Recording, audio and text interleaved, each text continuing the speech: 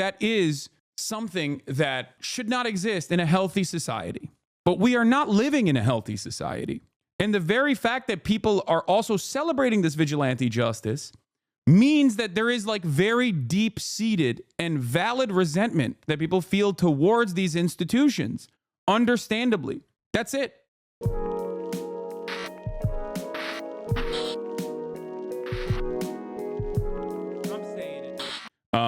But yeah, backpack belonging to CEO suspect. CEO shooting suspect is found. Suspect in the shooting death of the head of one of the nation's. Have you met anyone IRL who has a good faith critique and not a hater? Yes. The only two people that had good faith critiques, both were around sex work. Both were women, and both IRL were not a hater, but had good faith critiques, and both of them had not disagreements necessarily, but like didn't fully understand what my opinion was around sex work. That's it. I think that's like probably the most. That's probably like the biggest point of contention. Usually is sex work related. This POS is ruining the LeBron dunk compilation, man. What are you talking about? Where can we see your Oxford? Where can we see your Oxford speech? It's going to be on the Oxford Union website, like on a YouTube page, but we haven't. But it hasn't come out yet. It's going to come out in like a week, probably. Nation's largest health insurers. ABC's Morgan Norwood is here with the latest. Morgan, good morning. Good morning to you, Whit. Yes, police say the suspect behind that brazen ambush of CEO Brian Thompson earlier this week likely took a bus out of the city, but he left behind a critical piece of evidence, his backpack. And as investigators comb through it for clues, the FBI is joining what's now a nationwide search and offering a $50,000 reward. This morning, the frantic search for the killer behind the assassination-style murder of United Healthcare CEO Brian Thompson now turning into a nationwide manhunt. According to sources, investigators believe the suspect escaped New York City, last seen at 6:59 a.m. on Wednesday, riding a bike out of Central Park after the shooting. Police say the suspect hopped into a taxi, headed to a bus station, and made his getaway. Friday, NYPD officers combing Central Park doing a... I think there's something... I mean, I can't help but love this story because it's like, it's literally everything that I've talked about, like for years, all of it coming together. You have the understandable resentment and anger that massive swaths of the American population feel towards healthcare and towards executives in general that are involved in healthcare. Like the resentment that they feel is palpable. That's number one. So the reception of this story has been genuinely different than the way that the media is covering it. That's number one. Number two, police incompetence. Something that I talk about all the time is police incompetence. The very fact that this multiple billion-dollar, one of the largest standing militaries on the planet force, the NYPD, is so woefully incompetent.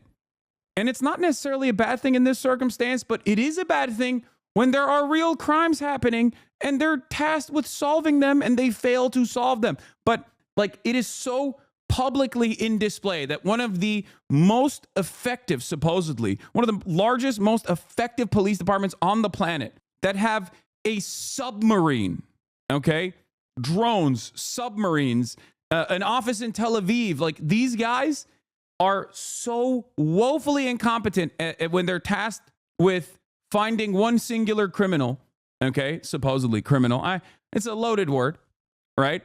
That walked up in broad daylight and domed a healthcare CEO and calmly walked away, got on a bike and went into Central Park to lower his 5-star rating down to 0 stars instantly. Central Park is the real life version of spray and pay, okay? That's it. You go in with 5 stars in the Central Park, you come out 0 stars. Okay? Straight up. It's crazy. So, well, I've already talked about a bunch of different things revolving this story, the reception, and how diametrically opposed the mainstream reception or the mainstream coverage of this is in comparison to like what the average moms and dads in the Midwest, like how they feel about it. And it's very interesting. It took him 3 days to find the backpack that he dropped, okay? And for the record, the backpack is like a classic. I feel like the backpack that he used was like a classic everyday carry backpack too. What is the design? It's like a very famous backpack. No, I forget what it's called. Oh yeah, Peak Design. Yeah, it's a everyday backpack from Peak Design. And from what I understand, this is like something that people really love this backpack. Okay, by his look, the backpack is. Oh my god! Oh my god! The combination and size color is unavailable. Wait, the 30-liter gray is unavailable. It's sold out. It's sold out. The 30-liter everyday backpack from Peak Design is sold out. Wow, that's guerrilla marketing right there, folks. So, that's really interesting. But so basically, it's reselling on eBay for $4K. The jacket is also getting sold out online. Some places also hiking up the prices like 10x.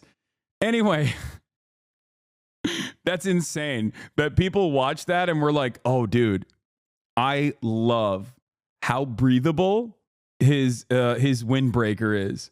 I personally loved the way that he could move in his windbreaker and how many things he could put in his everyday carry backpack. It's like pretty solid by his look. But yeah, the range of motion. But okay, going back to the earlier point that I was making though, is that like it is pretty funny to see how much the NYPD has dropped the ball on this. It's also kind of interesting how hard they are trying to find him, right? Like there is never this level of involvement for any random person getting murdered in broad daylight. If it was a random person getting murdered in broad daylight, nobody would give a shit. It would not be this big of a deal. So I guess when it's like someone in an actual position of power, when they get popped, it's like, whoa, all hands on deck. This is red alert, red alert. We have to do everything we can. This is the one time where we have to work, and they still cannot meet. They still cannot meet the standard necessary. The only law that matters is don't make cops look stupid in public. Yeah. Keeps you cool under pressure. The backpack. I think it's more about the media attention. No, it's not just because of the media attention. The media attention is also interesting, but it's because of the circumstances in which this act unfolded. It's obviously the motive of it was obvious. It's a person that was like seemingly had gripes with the way that healthcare works in this country, and it's a perfect story for many different reasons. But I think no matter what, like when a wealthy person is assassinated, yes, cops are going to take that very seriously, as opposed to like a random person getting killed. It is also kind of wild that it took him, like I said, 3 days to find the backpack that he just dropped. Grid search by drone and on foot, eventually leading them to the suspect's backpack. Now, detectives sifting through it for clues. That image, that picture of him, and this could be blasted all over the country, and the phone calls are going to be coming in. Someone knows this guy from somewhere. Police say they believe they now have a clearer timeline of the suspect's steps before the murder, telling ABC News they think the suspect arrived in New York City November 24th, 10 days before the shooting, on a Greyhound bus, boarding somewhere between Atlanta and Washington, D.C. Investigators using facial recognition technology on the only clear images of who they believe to be the suspect, captured during a flirtatious exchange with the hostel clerk who asked him to smile to check his ID. This is straightforwardly a perfect story. Okay. Like even the very fact that he was like rizzing up the reception person. Now, I don't even know if this person is the real person. This is just what the NYPD is claiming is the real person. We don't even know. And I'm not even like joking when I say that, because I know I've been joking quite a bit about the story where I'm like, oh, that's not him. It could be anybody, you know? And before people say completely different jacket, nobody owns one jacket, chat. Calm down. They identified the wrong guy. Innocent man wrongly identified as Brian Thompson shooter, fearing for his life. I mean, wait, what?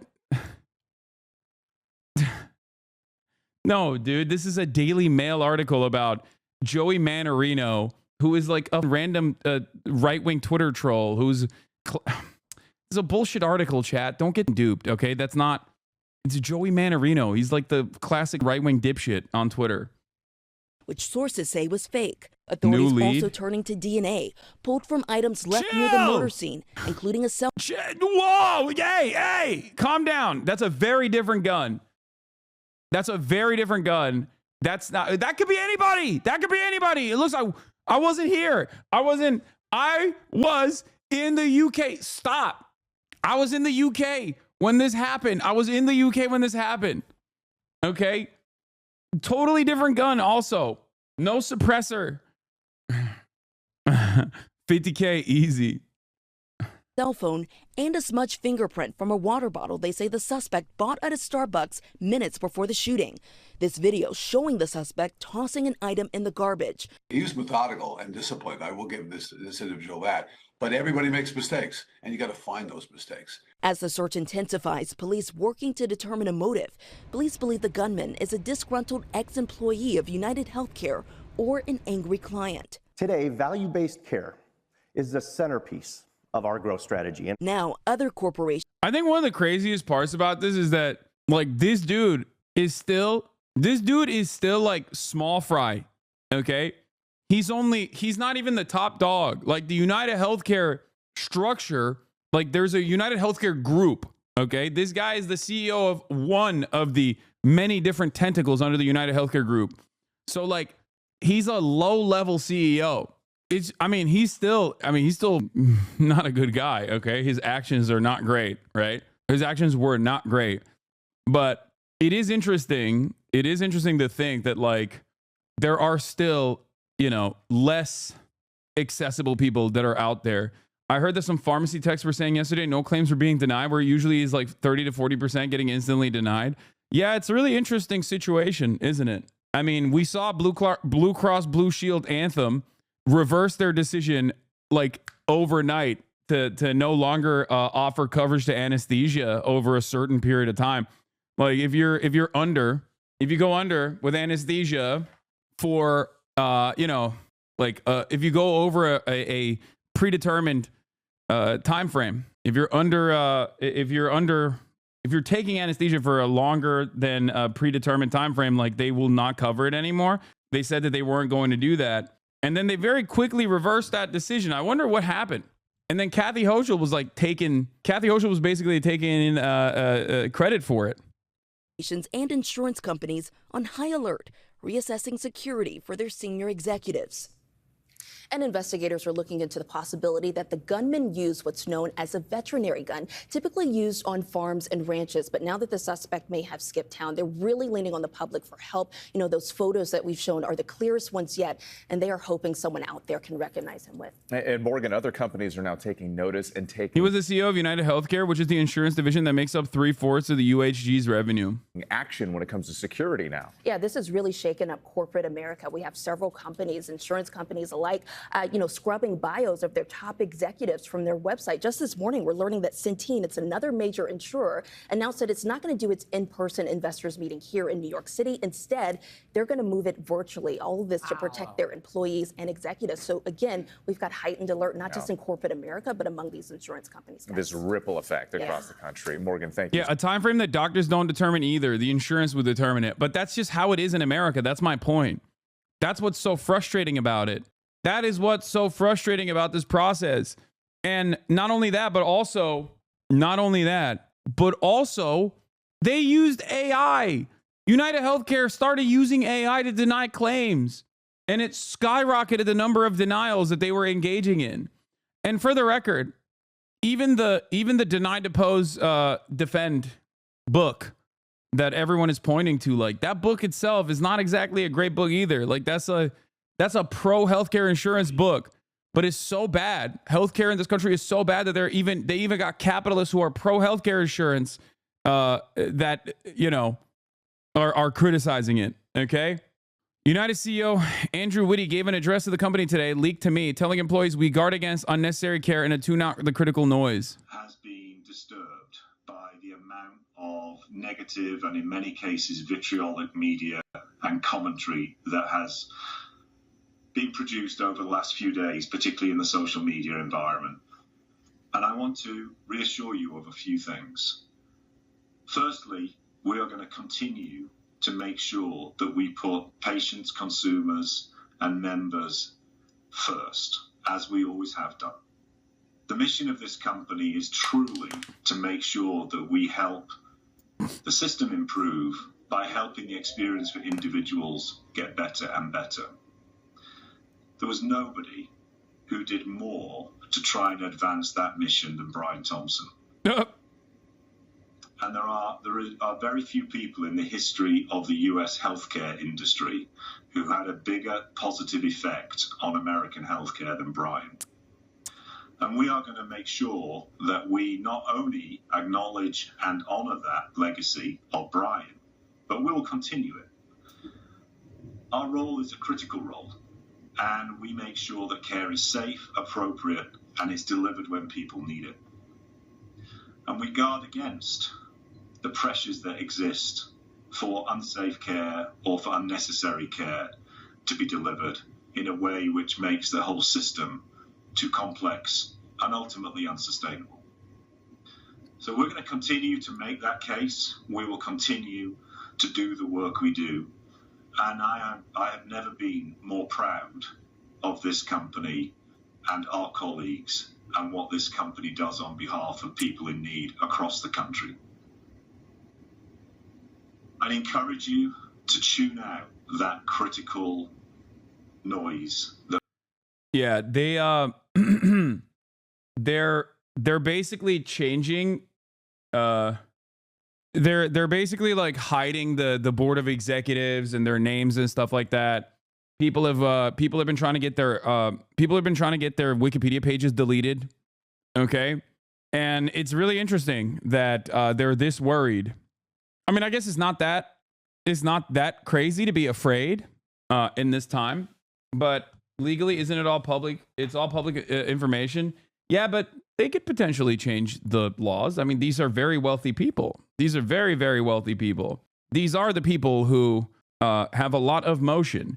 These are the people who can change laws and rules to benefit them and offer themselves privacy. You have to understand, every day in this country, we are a uniquely violent nation. Okay? We have a lot of guns in this country. We have an arsenal of weapons readily available for all. And every single day, there is another mass shooting that takes place. And it is so commonplace. This kind of violence is so commonplace in this country that it doesn't even meet the standard of like regular news coverage. This, on the other hand, has made news coverage.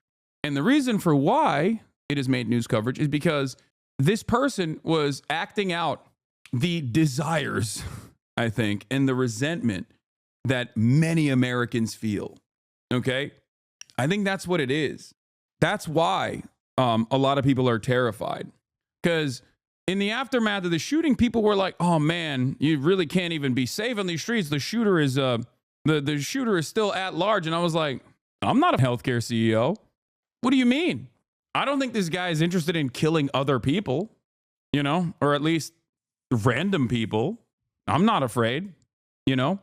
I am more afraid of random cops, straight up. Got a push notification to exercise caution because the United Healthcare shooter is still at large. I personally do not feel like I am on the shooter's radar because I am not the CEO of a highly divisive multi-billion-dollar insurance company." Yeah. Warning me about a guy who's out there killing billionaires is like warning a dog about phishing scams. This is like the Chappelle bit about the LAPD offering protection to him because he was mentioned in Dorner's manifesto. I am not the one who needs protection. Yeah, exactly.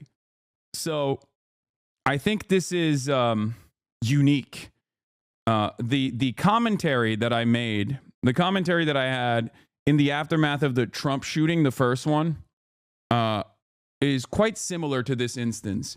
Because in America, in the United States of America, normally when people experience some kind of anger or are having like a mental health episode or something, they often will go and kill the least protected, most marginalized targets. They just go to their school, right? And then they shoot up like a bunch of children or their teachers or something. It's rarely ever directed at someone in a position of power. And that is the norm. And as long as that is the norm, we will never get any changes on gun laws We will never get any changes that actually protect the average Americans. We're actually used to the average American being slaughtered, butchered, senselessly. But this was a directional act of violence. And I think that's the reason why a lot of people in positions of power are fearful. And I think that's the reason why a lot of people are looking at the media coverage over it and going, I don't feel this way. But one thing that has been quite interesting is seeing conservatives also exhibiting the same anger that you normally would hear from leftists online, right? Like the reception of this story has been quite interesting.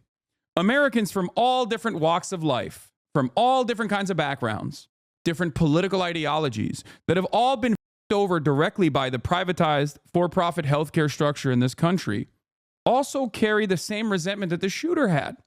And that's precisely the reason why, while right-wingers and mainstream media, both liberals and conservative alike, are trying to maintain this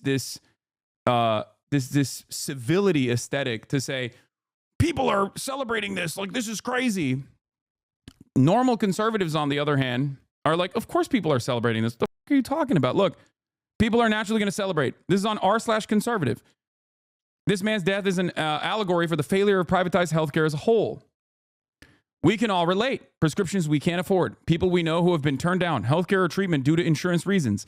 I'm a Republican and I'm not going to defend the failure of privatized healthcare. It's an absolute tragedy that people who don't have access to healthcare. I know that sounds like a lib talking point, but this is America. Healthcare should be just as great as the rest of our country. Complicit for over 7 million deaths, 1/3 claim denial rate, UHC being investigated for using algorithms that automatically deny claims. UHC has some of the highest healthcare premiums and costs. All the while, he was a CEO and making over $10 million a year. Also, he was being investigated for fraud, money laundering. This man did not have clean hands. I'm not justifying murder, just stating facts. And in America, healthcare costs are still higher than many countries around the world while providing subpar service compared to said countries. This act of violence, okay, in and of itself, is ripping through the social fabric, right? Because this is vigilante justice, all right? And that's in almost every single circumstance. I wouldn't say unacceptable in every single circumstance, but like that is something that should not exist in a healthy society. But we are not living in a healthy society. And the very fact that people are also celebrating this vigilante justice means that there is like very deep-seated and valid resentment that people feel towards these institutions, understandably. That's it. That's it. And it's kind of crazy because, like,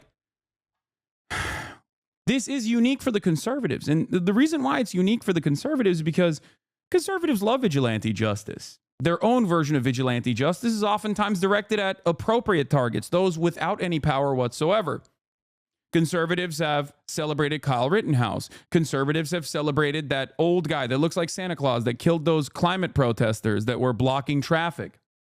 Conservatives celebrated Daniel Perry, who killed in broad daylight in a crowded subway car a black homeless person who was exhibiting a mental health episode. He choked him to death. Conservatives celebrated Daniel Penny. Did I say Perry? Sorry. Daniel Penny, and still do. So this is unique for a lot of conservatives, I would say. Because normally, this is a person in a position of power. This is a person that is at the top of a reputable institution. Healthcare is important. Normally, you don't hear this kind of sentiment being expressed by conservatives, except as right-wingers try to polarize the subject and hit it from the angles that they're used to try to get their fan base to agree with them, to see this in the way that they see it. Right-wing commentators and mainstream media are failing to get people to be upset at the shooter because I think their personal experience with healthcare is so bad that they are aware of the inconsistency with what a wealthy political commentator like Ben Shapiro is saying This video, by the way, apparently is sitting at 21,000 dislikes, and how they personally feel. I work in a factory in a deep red state. My coworkers all voted for Trump and wears merch. They were laughing at this incident. It's not just the left. Ben, you're a millionaire. You're on a true blue-collar conservative. You're a rich guy that tries to appeal to working-class Republicans. You don't understand what poor people go through. Why do you pick on the left? This is bipartisan. You're out of touch. Ben, this issue is like a 99% versus the 1%. Your audience is more likely working-class conservatives. We get denied health insurance claims and get screwed because we aren't rich like you. Remind me when you said we don't need to retire at 65. I'm glad the comments are giving Ben a reality check. Ben Shapiro is the CEO of his own company, so it makes sense he might see a little of himself as the victim. It ain't just the left. Ben tried to do this as a shocking targeted attack, and the left celebrates. As an independent content creator on the right, obviously, his job is to get people in his audience to say, killing a CEO is inappropriate. Of course. The norms, the civility. You can't kill a person in a position of power. Are you kidding me? The fuck? That's not allowed. Right? And I'm not even saying that you can do that. Okay? I'm not saying that at all. Because I am a humanist. Okay? I don't believe in the death penalty. Ben Shapiro does. I don't. I don't believe in capital punishment. My solutions are, in my opinion, a lot better than whatever the fuck these guys are saying. I personally am a firm and committed believer in universal health care. If we had universal health care, this kind of resentment would not exist. It's the same principle behind Me Too. Me Too movement was a movement that absolutely swung in the direction of justice, vigilante justice, because the institutions were not doing anything about mass harassment, sexual assaults in the workplace, right? And then as vigilante movements, as is the case with most vigilante movements, it went far. It went too far, and then the pendulum swung back, right? And it's really interesting that Ben, Tim Pool, Matt Walsh have all tried to... Oh, it's at 8.5K dislikes. Sorry, it's not at 19K. Thank you, Little Bear, for showing me how many dislikes it is. The dislikes are still outweighing the likes on the video. But they are trying to spin it, okay? They are trying to spin it as hard as they can. They're trying to spin it as aggressively as they can. Matt Walsh's initial reaction was, oh, it's because they killed a white guy. And the left is celebrating it because it's a white guy. Yeah, here it is. The left is outright praising the first-degree murder of a health insurance CEO because he's a white male. If he was the CEO of the same company was a black woman, you would not be seeing any of the gloating and celebration. I hope everyone understands this basic point. There are two videos, dog. One has 20K dislikes. The other one, oh, wait, it does. The evil revolutionary left cheers murder. Oh, my God. Oh, my God. He made two videos on this. It is at 21,000 dislikes. Wow. So Matt Walsh immediately went in, and I noticed this because that other federal agent, what's his face? The Navy intelligence, former Navy intelligence guy, Jack Posobiec, was like, this guy's not a real hitman, right? Like, they were trying to find a way to still criticize the person that shot the CEO, but like do it in a way where they could rally their own base. But their own base was like, no, we like this. We like this a lot. And all this does is make them look like they are out of touch charlatans that are directly trying to make divisive commentary on this matter. The left is outright praising the first degree murder of a health insurance CEO because he's a white male. If he was the CEO of the same company, but it was a black woman, blah, blah, blah. Most people were like, no, yeah, this is the replies to Brian, the CEO. Okay. Brian Thompson, the CEO's LinkedIn post from a year ago. Brian Thompson, this seems like a laudable mission, but United Healthcare Group is failing my mother by not providing her basic care to get better and get back to her life. I think a lot of people realize that there is no right-wing identitarian politics in a moment like this, because it's such a clear-cut example of, right and wrong. I saw this. Yeah, I just realized that your entire business model requires us normal folk hate each other. I would say that healthcare is one of the most important issues in this country, one of the most glaringly obvious historic wrongs in this country that continues. And that is precisely the reason why even on LinkedIn, you got other CEOs being like, yo, you suck, dog. You are doing a great job cutting your costs. Not having a single anesthesiologist and network in the entire state of Montana is a great policy to save you money. I'm telling you, man, healthcare and home ownership, like healthcare and housing prices, are the two key things that everyone gets over by, every single person. If a party was tackling that, they would be running the table permanently. They would have a permanent democratic popular regime. They would have a popular broad mandate. Education is very bad too, but I'm saying, like, in terms of like the top priorities, I think it's healthcare and housing. People are very, very, very angry, understandably, about the situation that is unfolding, about their own material realities. And these guys have gone on for far too long, very clearly cutting across that class consciousness by saying, don't worry about that. Don't worry about healthcare. Look at how these libtards, they hate white men. They hate you because you're white. All they do is they care about trans people. That's all they care about. And I think this kind of divisive narrative does not work in a situation where, like I said, it's a glaringly obvious problem with very real resentment. This proves you right on the take of the Walton family being persecuted and the egg prices going down. Yeah. Remember on Pod John's, on Pod Save America, I said, if Kamala Harris came out and said, I am going to arrest the Walton family, and that is how we're going to claw back these egg prices, Americans would be 100% on board. Okay? She doesn't need to go that far. But you have to understand, like people don't care what the solutions are as long as there is a solution to those problems. Do you see what I'm saying? And it's clear. If someone was like, I'm going to arrest every healthcare CEO and we are going to institute some kind of like normal, good healthcare that every other country has, every other comparable nation state has on this planet, people will be like, yeah, no, that's it. That's my shit. I love that.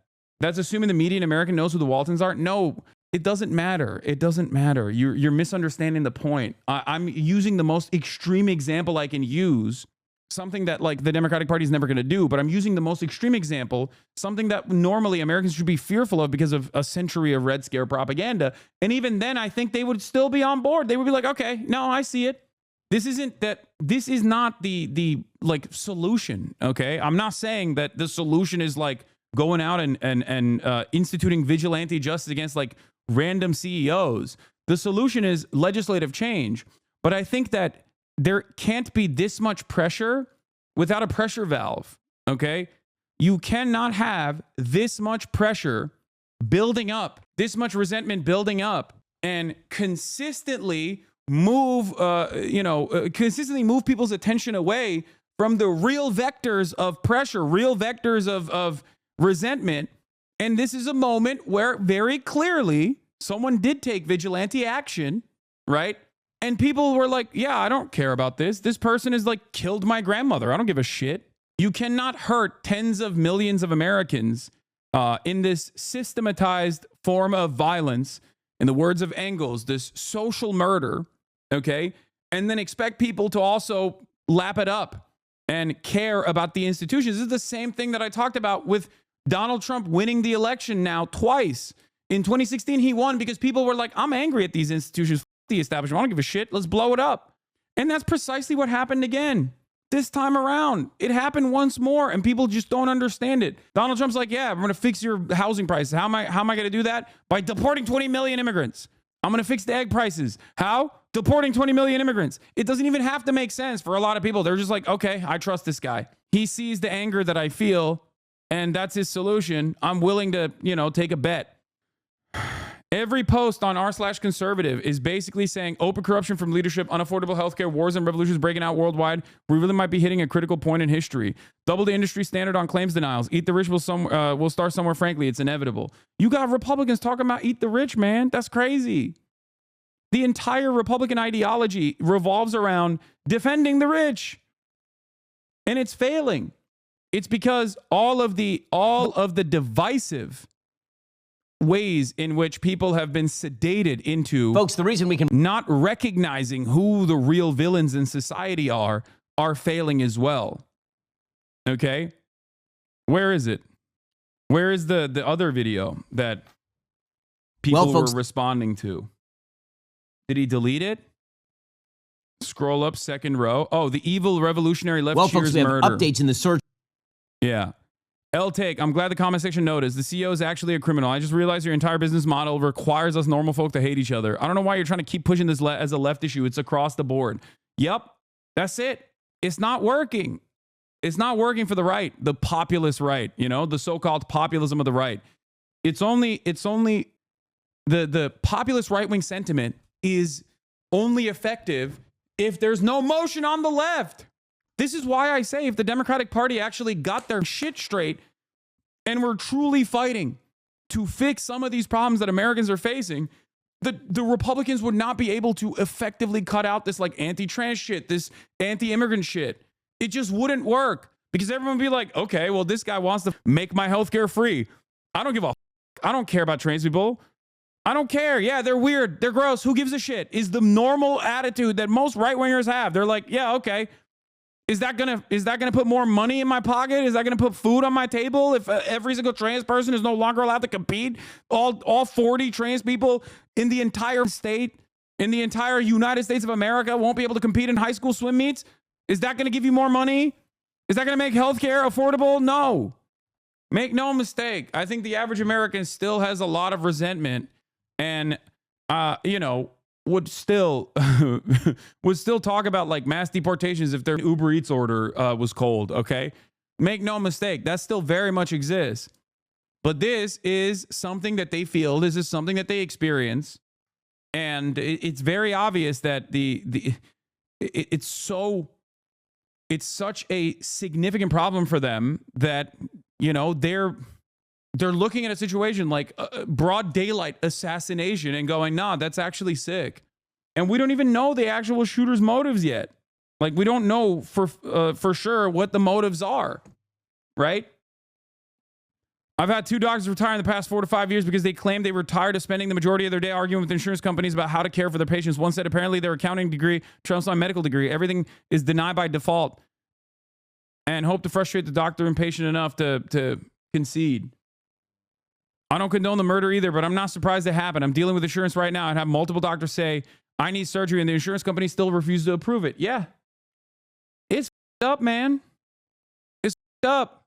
The widening manhunt for the gunman who killed United Healthcare CEO Brian Thompson. This morning, New York City police say they recovered what they believe is the shooter's backpack in Central Park. That's where the gunman fled after shooting Thompson in front of a hotel in Midtown Manhattan early Wednesday morning. While the backpack may serve as a valuable clue, the search is now expanding well beyond New York City and now includes the FBI and more than 80 police departments nationwide. Allie Bauman has been following the story and joins us now. Allie, good morning. Good morning, Dana and Michelle. Investigators now believe the gunman left New York on a bus shortly after the shooting. NYPD sources say they have more than 200 images of the person they want to question, but they have not named a suspect or determined a motive. Meanwhile, the shooting and public reaction to it has left some healthcare and business executives rattled. New video obtained by CBS News appears to show the individual who police are calling a person of interest stopping to bend toward a pile of trash on West 55th Street. This video was taken just a few minutes after surveillance footage at a nearby Starbucks shows a hooded and masked man using cash to buy a drink in a power bar. Less than a half hour later, United Healthcare CEO Brian Thompson was shot and killed just a few blocks away. Police say the gunman was then seen riding a bike into Central Park before he exits on the Upper West Side without a backpack, and he ditches the bike. We have him in a taxi cab, and the taxi cab takes him up to 178th Street and Broadway, which, as we know, is a Port Authority bus center. Those buses are interstate buses. That's why we believe he may have left New York City. Sources tell CBS News the gunman may have boarded a bus that was leaving for Atlanta. On Friday, investigators combed Central Park and found what they believe is the shooter's backpack. And they focused on the Manhattan hostel where they think he stayed and where a surveillance camera captured this image. It's the person they're looking for with his mask down. There's lots of time left. This is by no... Again, sorry to spam, but I wanted to add my parents are conservative Christian and they're loving this. My mom has cancer. She definitely feels vindicated. She literally just texted me to say she didn't know if she and my dad would be watching the Daily Wire anymore, lol. That's what I'm saying. Like, this is a glaringly obvious pressure point for a lot of Americans. They don't give a shit. They don't care. They don't care that, like, this is a system-breaking act. Does that make sense? Do you guys understand? I wouldn't say this is like a real class awakening, but at least on this issue, people recognize the harm. They see it. They experience it. They recognize it. They know who's responsible for it. My company, Mayo Clinic, has a literal division of people whose job it is to argue with insurance companies on behalf of doctors because they don't have enough time to argue every single diagnosis or procedure that their patients need. Yeah. All that stuff makes healthcare more expensive in this country, for the record. All of that stuff makes healthcare more expensive, more costly, and shittier overall. Anyway, and the police are desperate. Apparently, NYPD sources say the artificial intelligence is going to play a big role in nailing the ID of the gunman who killed the United Health CEO. His mask, to point out, didn't totally cover his face. Bone structure was showing through the rest of it. And AI will come up with a pretty clear match, they believe. I think it's very funny that they are using the bunk-ass artificial intelligence. The irony of using AI to capture an assassin who killed a CEO that instituted an AI model with a 90% error rate is fabulous. This is low-key yet another instance of the enshittification of everything. The profit motives, creating worse outcomes overall. And it's a institution that's tasked with like finding this criminal, right? And they're going to fail. It's a failure. The AI system is fundamentally broken. It's only good and working as intended when you are using it to deny insurance claims. It's supposed to be bad. It works as intended with the Lavender program, Israel's targeting program. It works as intended when you're just using that as a plausible deniability to be like, oh, well, our Lavender AI targeting system found all of these people to be Hamas terrorists. AI doesn't work when you are actually trying to hyper target and find a specific individual. It's supposed to be a mechanism that you use to say, oh, yeah, to use when you don't actually have to, solve the issue. No means in any way cold, this trail. This is a hot trail. Meanwhile, the shooting has reignited national anger with the healthcare industry. Investigators say the words deny, delay, and depose were etched into bullet casings found at the scene, words often used to criticize insurance companies' tactics in rejecting patients' claims. We're fighting with the insurance company over her dialysis to keep her alive. In the days after the shooting, social media lit. Yeah, the story very quickly turned into like the broad public reception and the anger that they feel towards this guy who just got murked and the entire insurance industry. You can't over tens of millions of Americans at the behest of the profit motive for years and years, and then expect people not to respond like this in a moment where there is some semblance of vigilante justice at play. Okay? This requires systematic overhaul. Okay? This requires legitimate change. That's it. And these guys, these institutions, mainstream media, right-wing Republicans, people who maintain the aesthetic posture of civility, people who are desperately trying to frame this as a partisan issue, those people are woefully inequipped. They're underprepared. I don't think they were expecting this groundswell of positive affirmations for a person that did a crime in broad daylight. Americans are very crime-brained. They literally will be like, oh, you stole a Snickers bar from Target? Like, that's unacceptable. You should get the death penalty. Like, that's the attitude that people normally have. So in a country like that, all of a sudden, Americans are coming out of the woodwork, regardless of political ideology, turning around and saying, like, no, this was good. That's how severe the pain is for every American person. Up with Americans sharing their frustration with insurance providers. A survey taken last year found 12% of claims were denied, up 20% from 2020. While a 2023 survey found nearly 60% of insured adults experienced some issue with their coverage in the previous year. What's Jenks' attitude on this? Well, I'll tell you, I don't know about Jenks, But Anna Kasparian also hit the classic, like, I can't believe the left is celebrating murder, and then changed her tune real quick. Originally she was like, originally the first day when it came out, I remember reading a tweet from her. When it first happened, I remember reading a tweet from her that was like something that even Michael from Pennsylvania was yelling about, I think, right? Am I crazy? She has basically decided, you know, oh, she said this. I mean, this is pretty much the same reaction leftists like him have when a working class woman is stabbed to death at a bus stop by a repeat offender they want roaming in the streets. But she very quickly changed it. Or are we just going to devolve into vigilante justice?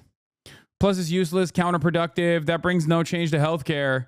But then today I saw her. Yeah, first she said, this is how the left is on random working class women being stabbed, which is crazy. I don't think anybody has that kind of attitude, this indifference. Okay. Then she said, responding to someone that said, are you okay with for-profit healthcare? She said, I still have the same views on healthcare. I want single parent. You can hate and condemn our healthcare system or United Healthcare in particular, and also condemn murder. Are we just going to devolve into vigilante justice? If that's what people want, I'd be careful. I thought that was the kind of culture we didn't like. I guess it's okay when you find it righteous, but what comes with severe societal consequences that are worth considering? Plus, it's just useless, counterproductive, really. This brings about no change to healthcare. I get it if you don't feel empathy, but maybe don't overtly be a dick about it. Political positions never win when they're attached to unlikable people. And right now, the left is unlikable.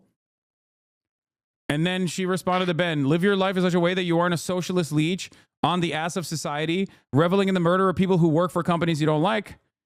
Her attitude is different now. It's not just socialists that feel this way. It's felt across the political spectrum, which might mean you're misidentifying who the leeches are. So it seems like she's changing her rhetoric a little bit. Nobody is buying the media, what the media is saying about this event. Yeah. No, that is what I'm covering right now. Here, this is the. We'll do not.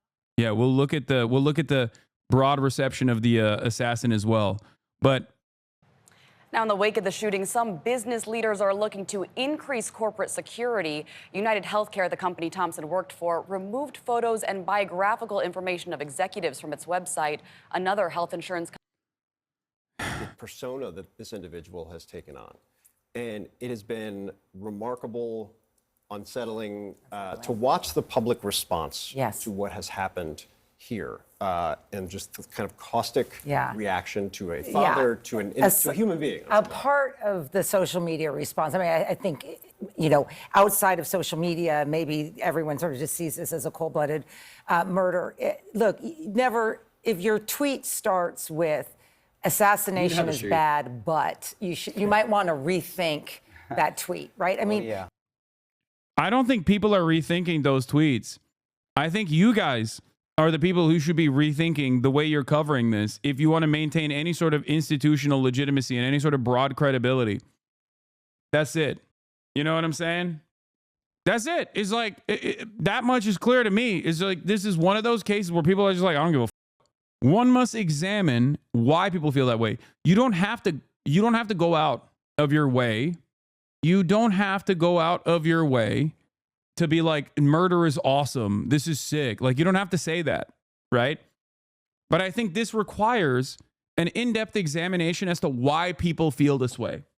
And I think it requires an in-depth examination as to why many people whose entire job is to basically say all the harm that you're experiencing under this awful processed, serialized form of murder at the behest of the profit motive is actually good, and there's no alternative. Like, all of those people that say things like that on these institutional, all of the people that say, like, this is completely, you know, all the people that are directly at odds with the way that people feel about it should maybe take a cold, hard look at why they are so obviously on the opposing side of, like, the broadest subsects of American society. I said this immediately after the shooter shot the healthcare CEO. I'm wondering what a poll would look like. I'm wondering what kind of broad popular support this shooter would get right now if they actually polled it, honestly, in an honest way. I feel like he would get overwhelming majority support. Not know why the CEO of United Healthcare was murdered on Wednesday here on the streets of New York, but some of us have been really surprised by the reaction online. Many have shared their very deep frustration with the health insurance industry. I have never seen Americans so united on something as I have over the last 24 hours in the comment sections on these news articles about the United Healthcare CEO. If you think that I didn't need anesthesia to have surgery, you're insane. I'm having a hard time being empathetic to the situation whatsoever, because this is a billion-dollar company, okay, that denied. United Healthcare's profit for the last year was $37 billion. Pure profit, $37 billion. 37 with a B. Okay? It's crazy.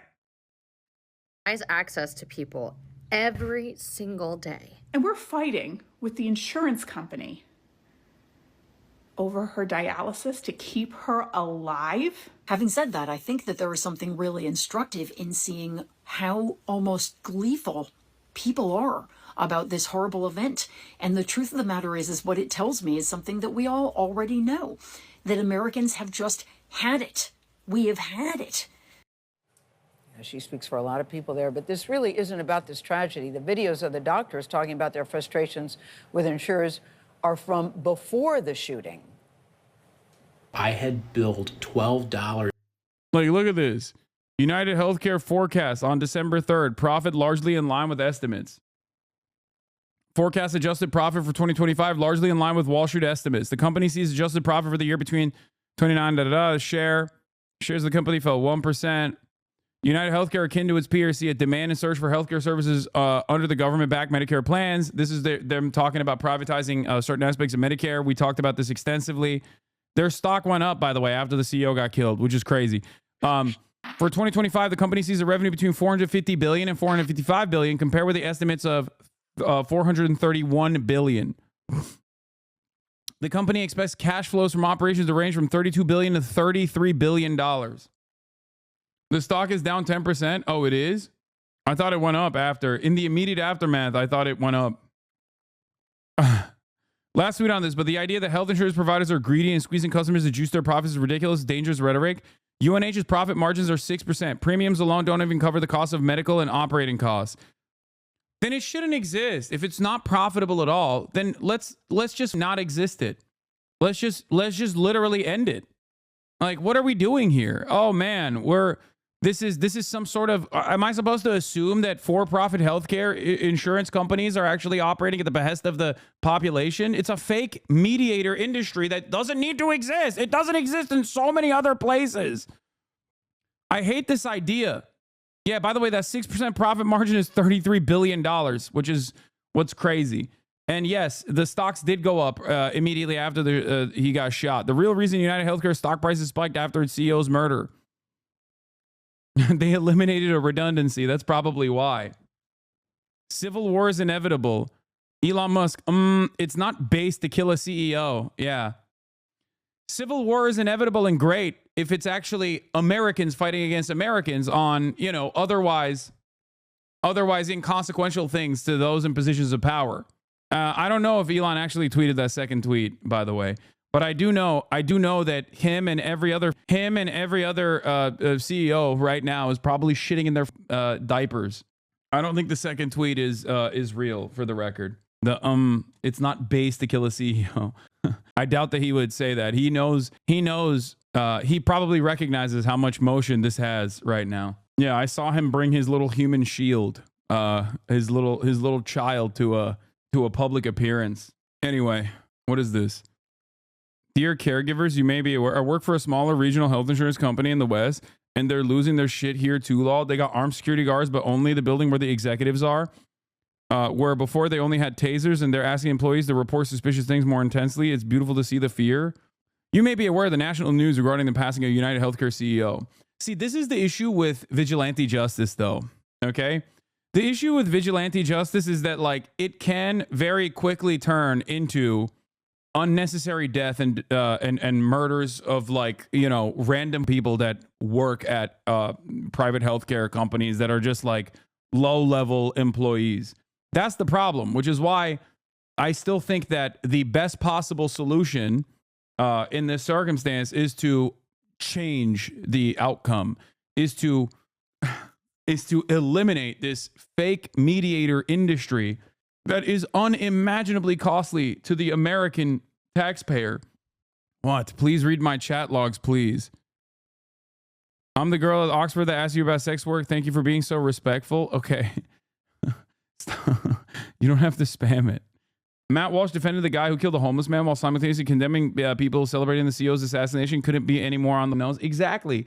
Because a lot of these Republican commentators, as opposed to like the actual normal, like working class Republicans, they don't mind when it's like, they don't mind when a powerless individual is killed. Some of the most marginalized people in society, they celebrate that shit. But when it's an actually powerful person that is killed, then all hell breaks loose. They're like, oh, this is a complete collapse of the systems. Oh, because they're tasked with defending these people. That's the point. I've never felt more reaffirmed in how correct I am when I said if Democrats actually pick these issues that people feel real, genuine harm around and tackled them, they would be broadly popular. That's it. This is an opportunity for the Democrats. If all you care about is electoral politics, okay, this is it. There's no better indication of how angry people are than Americans who literally operate by the Hammurabi Code normally going, nah, this vigilante assassination was good. Think about how much Americans actually love, you know, punishing criminals. And this is a instance where they are not interested in punishing a criminal who did the worst crime you could do, which is an assassination in broad daylight. Politicians are so unimaginably disconnected from their constituents and their interests. And not only that, but also so is the media. And this is yet another instance where all of these institutions are like trying to present themselves as civility understanders, norm understanders, institution defenders. And change for a patient's allergy injection. And they had done an audit and said that they weren't going to cover that bill of $12 and change. I am a doctor, and I have no idea why they're able to deny this. Does anyone else feel like they're having everything denied and need to appeal lately? I mean, I'm talking about joint replacements for a patient with bone-on-bone arthritis needing to get appealed for no reason. Like, what do we do? How can we make this end? I just feel like I'm in this cycle. We're spending more time dealing with insurance companies than with patients. Insurance is the largest roadblock to just attaining proper treatment, access to healthcare. And it's just like we're just bleeding money left and right in this healthcare industry. And who is it benefiting? Not benefiting me as a doctor. The guy's going to get away with the cops seem lost. I mean, ironically enough, a part of the reason why the cops seem lost is because every aspect of American society, including policing, is also crippled by the same profit motive that undermines every institution, because they're using like artificial intelligence and shit. I mean, cops also are just really bad at their jobs in general, and this is yet another instance of them being really bad at their jobs and being bad at their jobs in broad fucking daylight. It's not benefiting the patient. Who is it actually benefiting? Wow, here to help us understand why so many people are so very angry is CBS News medical contributor Dr. Celine Gounder. She's editor-at-large for public health at KFF Health News. Really glad to have you here, especially on this particular day. Listen, we can all agree that the system is broken. We all agree on that, but it seems that people are having a hard time separating the broken system for the person. The fact that so many people are gleeful is the word that this has happened to this man just sort of stuns me. How did we get here? Look, vigilante justice is not okay. Yeah. We do have a country of law and order where there are systems to address these issues, which we can talk about more. But look. But if you don't want, it's simple, okay? If you don't want the Me Too movement to like randomly get out of control and start yelling at like people for having like a bad date or whatever, then the systems can't fail victims of sexual assault. Okay? And the same goes for this. If you don't want people to release the pressure that they feel, if you don't want vigilante justice, and I don't want vigilante justice, because there is obviously vigilante justice is uncontrolled. Okay? It turns into some of the most damaging aspects of the cultural revolution. You know what I mean? It's decentralized. It's primarily focused on revenge. Okay, and it can be its starting point can be an adequate point of anger. Okay, a real point of anger, but it never ends in that situation. It never ends with only the appropriate victims, or I mean the appropriate targets. Okay, so if you don't want vigilante justice, you have to fix the problems. And I think that a lot of people, a lot of these institutions are so woefully incompetent and are so used to not fixing these issues that it doesn't matter. Yep, Hasan, just remember he's the CEO of his own company. Yeah. I mean, look, I am the CEO of my own company. I'm not. But listen, if I get murked, it's going to be a psychopath, neo-Nazi, very likely, or like a Destiny fan, all right? And I'm going to get murked because of the things I speak on that many of you agree with. It is what it is. If it happens, it happens. Nothing I can do about it.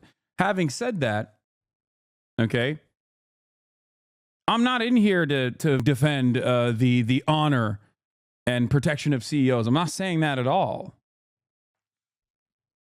I just want people to have healthcare, man. That's it. The CEO of his billionaire father's corporate empire? Yeah, I know. My billionaire father. So funny that they claim that my dad is one of the richest people on the planet. Like, my haters are so stupid. To quote Al Sharpton, the rent is too damn high. Healthcare costs are too damn high. And what we see in this country is that the number one cause of bankruptcy is healthcare-related expenses.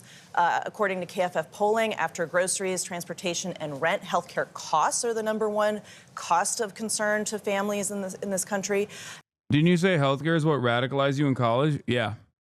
And so we've gotten to a point where healthcare is so inaccessible and unaffordable, people are justified in their... By the way, the rent is too damn high is not Al Sharpton. That's so funny that she said that. No, you shouldn't go broke trying to live. So the insurance industry can do something about this, can't they? Well, there are things that can be done. So under President Obama, there was the Affordable Care Act, which helped to expand health insurance. So you had Medicaid, you had the marketplace, then you also have subsidies to make it more affordable to purchase plans on the marketplace. Those were made even more generous during the pandemic. And then those more generous subsidies were extended under the Inflation Reduction Act under President Biden. But we also have other challenges in terms of why are healthcare costs rising. So, you know, you have efforts to extend coverage and make more people have healthcare be available, but prices are going up. So we're the only country in the developed world that has this struggle, that has this challenge of people seeing the cost of healthcare rising and insurance premiums also rising. There's a recent KFF poll that found a quarter of U.S. adults. Interesting. Every single person that's sitting on the seat when Bernie Sanders was saying these exact same words portrayed him as a radical, okay? Portrayed him as a threat. One must ask the question, why? Now they see it? Interesting. I was in an accident at the gym where my front teeth went through my bottom lip and put a hole right below them. I went to the hospital to get my lip glued while scared because this was during COVID. The attending doctor was a bitch the whole time and so rude, and my mom got a bill for $9,000 for that visit because I didn't have insurance. I spent less than 15 minutes in the hospital. The healthcare system cost U.S. taxpayers $49 trillion over the last 10 years. Without the insurance middlemen, it would cost $32 trillion. That's $17 trillion that could have gone to healthcare instead of lining the pockets of insurance company CEOs. The other side of the story is that mediators in the insurance industry are also responsible for the high prices because their interests do not revolve around lowering the actual costs. Their interests revolve around not paying for the actual costs. Okay? That's the other problem. That is precisely the reason why every other comparable OECD nation that actually mass purchases pharmaceuticals in bulk are capable of lowering the prices of healthcare and pharmaceuticals.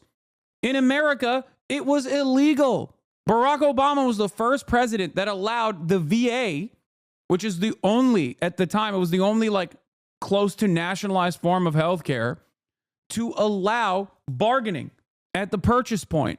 He still maintained its illegality for every other, like for Medicare and whatnot. Think about that. We are the only country where the government is not allowed to bargain with pharmaceutical corporations at the point of purchase. It's illegal. Think about that. Is he not going to the Streamer Awards? I am, man. I am going. And for the record, it doesn't even make sense. Murder is good. Murder is good. Murder is good. What are you saying, Bjorn AIDS? If I thought murder was good, I would say that this CEO and all healthcare CEOs and the entire healthcare insurance industry is actually perfectly fine. They murder like they murder close to 45,000 Americans every year by refusing to cover their healthcare costs, even after they paid for it. So, no, I don't think it's good. Sock them. Yeah, I don't understand how people that come from countries with socialized medicine will still turn around and go, yeah. All jokes aside, it's really up to see so many people on here celebrating murder. No one here is the judge of who deserves to live or die. That's the job of the AI algorithm the insurance company designed to maximize profits on your health. An algorithm with a 90% error rate, by the way. But that's the whole point. You can use AI for shit like that because the entire point is to, the entire point is to deny more. That's the whole point. That's where AI thrives. You can't really use AI to like actually target an assassin and find them or anything like that. Say they've skipped or postponed getting the care they need simply because of the cost. So what needs to change? Well, we have a very different healthcare system from other countries. We have a very piecemeal healthcare system with our coverage, with the way it's delivered.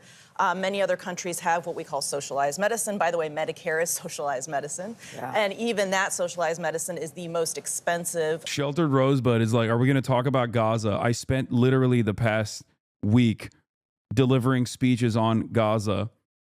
And the one day where I'm back in LA, immediately Sheltered Rosebud was like, can you please start talking about Gaza again? Yeah, take a week off, okay? I'm just going to keep banning Sheltered Rosebud, I think, over and over again. She's just going to be able to chime in once, get banned for a week, come back, chime in again with the same exact perspective, knowing full well. In terms of healthcare for the elderly in the world. You've timed her out for 9 weeks total, by the way. Yeah, I don't know why. I don't know why she's just like always has to be this way. There are a lot of different proposals that have been made. So again, going back to the Inflation Reduction Act, negotiating down the price of drugs, giving Medicare the authority to do that. We've already seen one round of price negotiations. Yeah, chat, you need to stop encouraging her. Like, she thinks she's in the right when you do that. The incoming administration wants to eliminate the Inflation Reduction Act, at least many of the provisions of that. So whether that will continue, we don't know. We've seen a lot of mergers and acquisitions in the healthcare industry, which means less competition. The Biden administration has really been trying to pursue antitrust suits to block some of these. The Trump administration, the prior administration, tried to make healthcare pricing more. No, this is not enough, okay? Simply only reducing. This is the same principle behind chucking 2 pennies at a homeless person, okay? Lowering the price of insulin for Medicare only by 2026 is not the broad sweeping change that people are demanding, okay? This kind of incrementalism is not enough. People do not, like, it's great. I'm glad that it's happening, okay? But it's clearly not enough. And it's not even like a why make perfect the enemy of good. Okay? That's what liberalism is all about. Saying, oh, you must not make perfect the enemy of the good. Like, this is a good thing. Yeah, I know.